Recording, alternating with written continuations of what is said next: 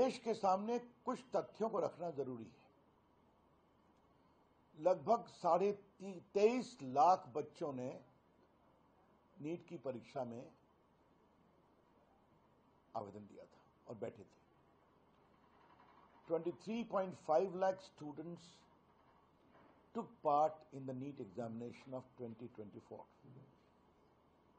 ये examination 571 cities में 4,750 centres पे हुआ था। This examination was conducted in about 571 cities at 4,750 centers. खुद सरकार की ओर से सीबीआई इंक्वायरी दे दी गई थी। सीबीआई की ओर से आरंभिक अपने इन्वेस्टिगेशन में बताया गया कि हजारीबाग और पटना और एक आध जगह और मिलाकर करके 155 कैंडिडेट के बारे में शिकायत आई है और 155 उम्मीदवारों का कैंडिडेचर कैंसिल कर दिया गया है और जो इन सभी 155 कैंडिडेट्स के मार्क्स की तुलना की गई तो सिर्फ एक को 570 मार्क्स आया था, जो रिस्पेक्टेबल मार्क है।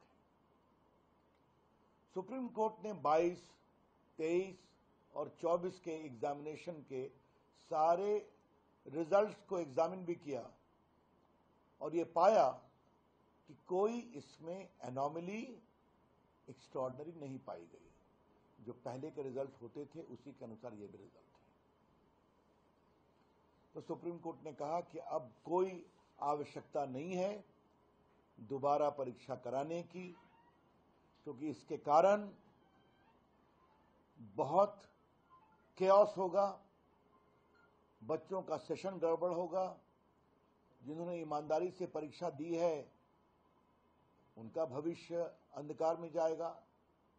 जो एससी, एसटी, ओबीसी के रिजर्वेशन के बच्चे हैं उनको परेशानी होगी।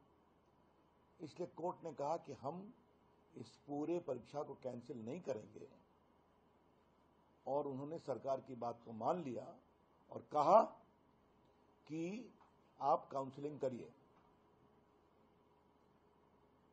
I repeat, the supreme court found no material irregularity to order the cancellation of the entire examination.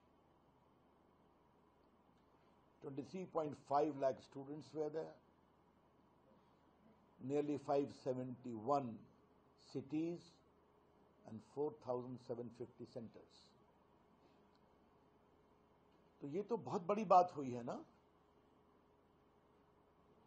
अब हम कुछ बड़ा सवाल उठाना चाहते हैं।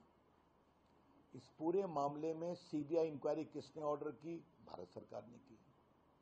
ईमानदारी से जांच हो रही है, किसके प्रयास से हो रही है? भारत सरकार के प्रयास से हो रही है और सीबीआई ईमानदारी से जांच कर रही है।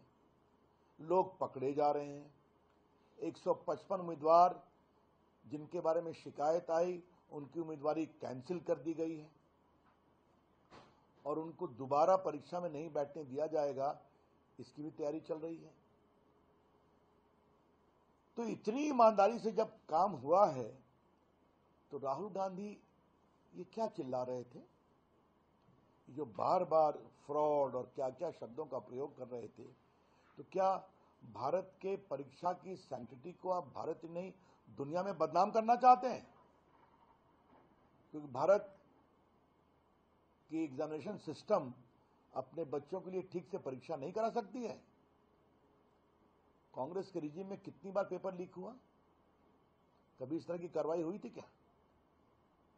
अखिलेश यादव के समय में कितनी बड़ी संख्या में पेपर लीक यूपी में हुआ था। अब तो यूपी में गैंगस्टर एक्ट भी लगाने की बात हो रही है। और ये जानना बहुत जरूरी है कि भारत सरकार के ही प्रयास से पेपर लीक के खिलाफ एक बड़ा कानून बना या नहीं बना है, जिसके अंतर्गत कार्रवाई हो रही है और आगे भी कार्रवाई होगी। तो क्या राहुल गांधी माफी मांगेंगे?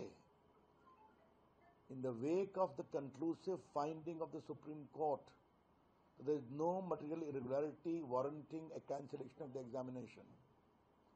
This is confined to only 2 centers in Patna and 1 outside. Patna means Hazaribagh and Patna.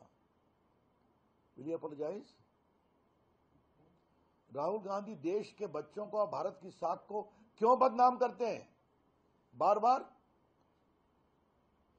Homework करते नहीं, चीजों को समझने की कोशिश करते नहीं, किसी ने चिट दे दिया और लगते हैं भारत की छवि को खराब करने। ये ठीक नहीं है। पार्टी की ओर से हम बहुत भर्त्सना करते हैं विपक्ष के रवैये की और विशेष रूप से राहुल गांधी के रवैये की। जिस प्रकार से उन्होंने पिछले 1-1.5 महीने में देश में परीक्षा के खिलाफ अविश्वास का माहौल बनाया। वो राजनीति करें लेकिन देश को कमजोर न करें। और इस तरह के गैर जिम्मेदाराना वक्तव्य देकर राहुल गांधी ने सदन के अंदर और सदन के बाहर नहीं भारत की छवि खराब की, बल्कि भारत की परीक्षा व्यवस्था के खिलाफ अविश्वास बनाने का काम किया, जो बहुत ही गलत है। मैं बहुत इनकी भर्त्सना करता हूं और ये बहुत संतोष की बात है कि अब सुप्रीम कोर्ट ने इस पर मोहर लगा दी है और काउंसलिंग शुरू होगी।